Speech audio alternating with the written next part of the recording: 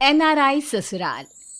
ये देखो, ऐसा ऐसा लड़का चाहिए मुझे, जिसकी आंखें एकदम इस चाकू की धार जैसी शार्प हो, जो सेटल हो, जो इस देश का नहीं बल्कि बाहर का हो। और अगर ये सारी क्वालिटीज ना हो ना उसमें, तो मुझे कभी भी किसी से शादी ही नहीं करनी। जिंदगी भर कमार ही रह लूंगी मैं। हाँ, अरे इससे अच्छा तो हवाई जहाज से ही ब्याह रचा ले, क्योंकि ऐसा लड़का मिलना तो मुश्किल ही नहीं, नामुमकिन है। क्यों भाई, नामुमकिन क्यों? अरे इकलौती बिटिया रानी है हमारी। रश्मि बेटा, तुम बेफिक्र रहो, हम तुम्हारी फरमाइश पर गौर जरूर फरमाएंगे। ये है रश्मि, जिसकी चाहत सिर्फ एक ही बात में बसती है, एक ऐसे लड़के से शादी करना जो बहुत बड़ा बिजनेसमैन हो और बाहर का हो। उसके माता पिता इंदु और राजेंद्र इस बारे में कई बार सोच चुके हैं, कई रिश्तों की तलाश भी की, लेकिन उन्हें कहीं कोई ढंग का रिश्ता मिलता नहीं। एक दिन एक ऑनलाइन शादी के ऐप के जरिए पता चलने पर नैतिक नाम का एक लड़का और उसका परिवार रश्मि के परिवार वालों से मिलने और उनके घर रश्मि का हाथ मांगने आते हैं। नैतिक की माँ बीना रश्मि को देखकर बोल उठती है, हाय हाय, फोटो पर जैसी देखी थी ये तो उससे भी अति सुंदर है। वाह वाह वाह, इंदु जी, राजेंद्र जी, अगर आपकी बेटी रश्मि मेरी बहू बनेगी ना, तो ये मेरे लिए काफी सौभाग्य वाली बात होगी। और मेरे लिए भी। जी जी जी, आपके बेटे नैतिक के बारे में आपने चैट पर बताया था कि ये एनआरआई। तभी नैतिक के पिता घनश्याम बीच में बोल पड़ते हैं, जी जी जी, नैतिक अभी अभी कंपनी की तरफ से अमेरिका जा रहा है। वाह वाह, ये तो बहुत ही बढ़िया बात हुई। तो फिर हमारी तरफ से तो हाँ है, आपकी तरफ से? क्यों रे फूलों की कली, क्या है तेरे दिल में? मुझे ऐसा लड़का ही तो चाहिए था, मेरी तरफ से भी हाँ है। ठीक है ठीक है, तो बीना जी, घनश्याम जी, हमारी तरफ से भी हाँ है। 1 हफ्ते में ही शादी का शुभ मुहूर्त है, फिर ठीक 3 महीने बाद का योग है, इसलिए हमें बच्चों की शादी 1 हफ्ते में ही करानी होगी। जी जी जी, शुभ काम में वैसे भी देरी नहीं करनी चाहिए। रश्मि और नैतिक की शादी हो जाती है और शादी के बाद ससुराल में गृह प्रवेश करने पर पहले ही दिन रश्मि एक ऐसे राज से रूबरू होती है जो उसके सपनों को पूरी तरह चूर चूर करके रख देता है। वो नैतिक को अपने एक दोस्त से फोन पे बात करते हुए चुपके से सुन लेती है। क्या बताऊं यार, हालत खराब हो रखी है। अबे बिरबल के भूत, भूल गया क्या? मेरी वो पुरानी नौकरी छूटे हुए अरसा हो गया, और ऊपर से मैंने अपनी पत्नी से ये झूठ कह रखा है कि मैं एक एनआरआई हूँ। अभी तो फिलहाल मैं पापा के बिस्किट कंपनी का काम संभाल रहा हूँ, but I really need to find a job जल्द से जल्द। अपना पति एक एनआरआई नहीं है, इस बात को सुनकर रश्मि एकदम स्तब्ध और हैरान रह जाती है। उसकी आंखों में आंसू आ जाते हैं और वो कमरे के अंदर आकर गुस्सैल आंखों से नैतिक को देखती है। वो रश्मि, दरअसल वो आपने सुन लिया? हाँ, मैंने सब सुन लिया। काश कि ये सब सुनने से पहले मैं बहरी हो जाती, लेकिन अच्छा हुआ शादी के पहले दिन ही ये राज मेरे सामने आ गया, वरना अपने छल के चक्रव्यूह में न जाने कब तक तुम और तुम्हारा ये बेवकूफ परिवार मुझे उल्लू बनाता रहता। लेकिन मेरी बात तो सुनो। अरे क्या क्या सपने संजोए थे मैंने कि मेरा एक एनआरआई ससुराल होगा, हम सब अमेरिका के फेमस ब्रिज पर एक साथ फोटो खींचेंगे और मैं उसे अपने सोशल मीडिया अकाउंट पर डालूंगी और अपनी सहेलियों को जलाऊंगी।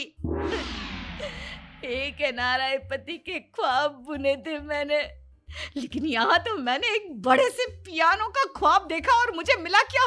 एक फटा हुआ ढोल।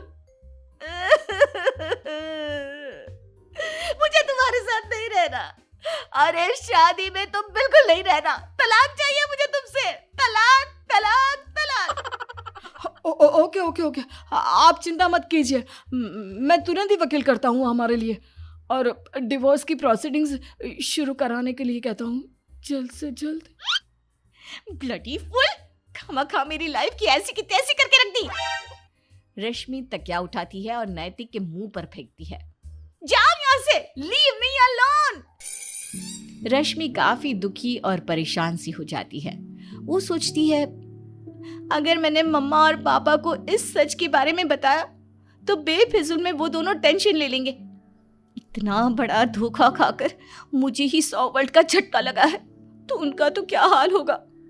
घर जाऊंगी और उन्हें सदमा लगा तो इससे बेहतर तो ये होगा कि मैं कुछ दिन यहीं रुक जाती हूँ, जब तक कोर्ट कचहरी और तलाक ना हो जाए। रश्मि कुछ दिन अपने ससुराल में रहने का फैसला करती है, लेकिन ससुराल में रहना इतना भी आसान साबित नहीं होता। एक दिन, अरे ओ रसमलाई, किधर रह गई? कुएं से पानी निकाल रही है या फ्रिज से? एक गिलास पानी लाने के लिए 1 सदी बिता देगी क्या करंजली? ये लो और बुझाओ अपनी जलती हुई प्यास। और ये क्या रसमलाई रसमलाई लगा रखा है जब से मैं आई हूँ? मेरा नाम रश्मि है, रश्मि। और आपने रिश्ता पक्का करते वक्त झूठ बोलकर हाथ मांगा था, तब तो बड़ा जुबान पर गुड़ रखकर बात कर रही थी। और अब मेरे यहाँ आते ही शुरू हो गया करमजली कलमुही एंड ऑल, हैं? ए लड़की, ज्यादा बकर बकर ना कर। तू दूध की तरह गोरी चिट्टी है, इसलिए रसमलाई कहकर पुकार रही हूँ प्यार से। रश्मि को और कैसे पुकारूं? रस्सी? और वैसे भी हमने झूठ की बुनियाद पर ये शादी कराई, लेकिन शादी का आधे से ज्यादा खर्चा तो हमने ही किया ना। अरे तेरे मायके वालों की हैसियत से तो ज्यादा ही पैसे हैं हमारे पास। पहले खुद को बदलो, फिर निकलो एनआरआई ससुराल ढूंढने। आए बड़े। अच्छा, दिखा दिया ना आपने अपना असली रंग। तो क्या नकली रंग दिखाऊंगी? हैं? बात करती है। चल चल, अब जाकर रोटियां बना। और हाँ, गुब्बारे की तरह फूलनी चाहिए रोटियां, कच्ची तो बिल्कुल नहीं होनी चाहिए। तलाक होने तक तो इस घर की बहू और ये घर तेरा ससुराल है, इसलिए बहू की तरह या नौकरानी की तरह रह, समझी? तुझे जो समझना है समझ सकती है, और हमारे हुक्म को अपने सर आंखों पर बिठाना होगा। तभी वहां पर नैतिक और घनश्याम जी आ जाते हैं। नैतिक जोर से बीना को कहता है, बस माँ, और कितने ताने कसोगी आप रश्मि को? आपकी नौकरनी है वो, समझी ना आप? हाँ बीना, क्यों अपनी एनर्जी वेस्ट कर रही हो इस बदतमीज बहू के पीछे? और वैसे भी एक बात क्लियर करनी थी तुमसे रश्मि बहू। ये नैतिक, वो तो तुम्हें सारा सच बताने ही वाला था, लेकिन वो हम ही थे जिन्होंने इसे ये करने से रोका। सीरियसली पापा जी, मम्मी जी, आपने और नैतिक ने मिलकर मुझे और मेरी फैमिली वालों को धोखा ही दिया है। अब इस बात पर कितना भी अच्छी बातों का पेंट ब्रश घुमाते रहिए, इससे ये बुरी पेंटिंग और अच्छी नहीं बन सकती। रात में नैतिक अलग कमरे में सोने जाता है और रश्मि अलग कमरे में। जब रश्मि सो जाती है तभी नैतिक वहां आकर रूम का एसी ऑफ कर देता है, रश्मि पर कंबल ओढ़ा देता है और बेड के नीचे मच्छर का कोयल भी जला देता है और वहां से चला जाता है। उसके जाते ही रश्मि अपनी आंखें खोलकर देखती है। ये सच में कितनी केयर कर रहा है, या फिर ये सब ढोंग और दिखावा है, या इनका कोई और ड्रामा। अगले दिन बीना की सहेलियां घर पर उससे मिलने आती है। तभी वो रश्मि को देखकर कहती है, ओए होए, किन्नी सोनी कुड़ी लाई हो अपने नैतिक के नाल। वाकई में दिवाली का झालर भी फेल है तुम्हारी बहू के सामने बीना बहन। अरे धन्यवाद धन्यवाद। बीना मन ही मन कहती है, अब इन्हें क्या बताऊं कि बहू और बेटे का तो तलाक भी फाइनल हो चुका है। खैर, जब तक ये निकम्मी यहाँ है, इससे अच्छे से सारा काम करा लेती हूँ, फिर इसके जाने के बाद ही नई नौकरानी को फायर कर दूंगी।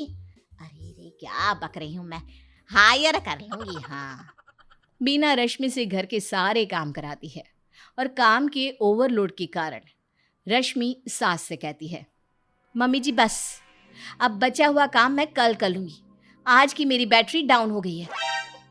अरे ऐसे कैसे? नहीं नहीं नहीं, अभी तो और 10 कपड़े धोने हैं। शाम का पूजा का भोग तैयार करना है, सारी खिड़कियां साफ करनी है, मेरी अलमारी, स्टोर रूम और छत भी तो साफ करनी है। नहीं नहीं नहीं, अगर नहीं करेगी ना काम तो चुपचाप अपना बोरिया बिस्तरा बांध और चलती बन यहाँ से। अब क्यों ऐसा दुर्व्यवहार कर रही है मेरे साथ मम्मी जी? अरे कौन से जन्म का बदला ले रही हो? इतनी बुरी तो टीवी सीरियल वाली वैम्प भी नहीं होती। आप अच्छी तरह से जानती हो ना मेरी मजबूरी, कि मैं मायके क्यों नहीं जा सकती, इसीलिए मेरी मजबूरी का फायदा उठा रही हो ना। अरे तू निकलती है या मैं खुद तुझे अपने इन शुभ हाथों से घर के बाहर निकाल दूं? हैं? रुक जा, तू यही चाहती है शायद से। बीना रश्मि को घर के बाहर धकेल देती है और उतनी में वहां पर नैतिक आ जाता है और रश्मि को हाथ देकर उठा लेता है। माँ, आपको मैंने पहले भी कहा था, हालत देख रही हो बेचारी की। अरे बुखार सा लग रहा है, इसके बदन को छू कर तो देखो।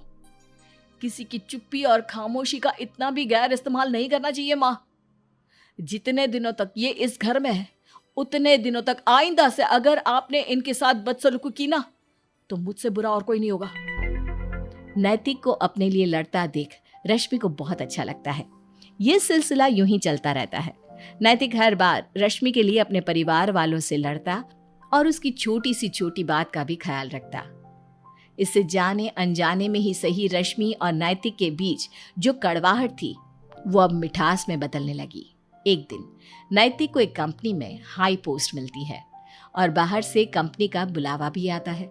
ये जानकर उसकी खुशी का कोई ठिकाना नहीं होता और वो फूला नहीं समाता। ओहो, फाइनली जो इतनी मिन्नतों से चाह, आखिरकार वो मुझे मिलने ही वाला है। वहीं दूसरी तरफ ससुराल में रश्मि से मिलने इंदु और राजेंद्र जी आते हैं। रश्मि का उतरा हुआ चेहरा देखकर इंदु उससे कहती है, क्या हुआ रश्मि बेटा, तू परेशान से क्यों लग रही है मुझे? कोई बात है क्या जो तू मुझसे और पापा से छुपा रही है? नहीं नहीं मम्मा, कोई भी बात नहीं है। अपनी मम्मा से छुपाएगी तू अब? यही सोच रही है ना कि डिवोर्स लूं या ना लूं? ये सुनकर रश्मि एकदम से हैरान और हक्का बक्का हो जाती है। लेकिन आपको कैसे पता चला?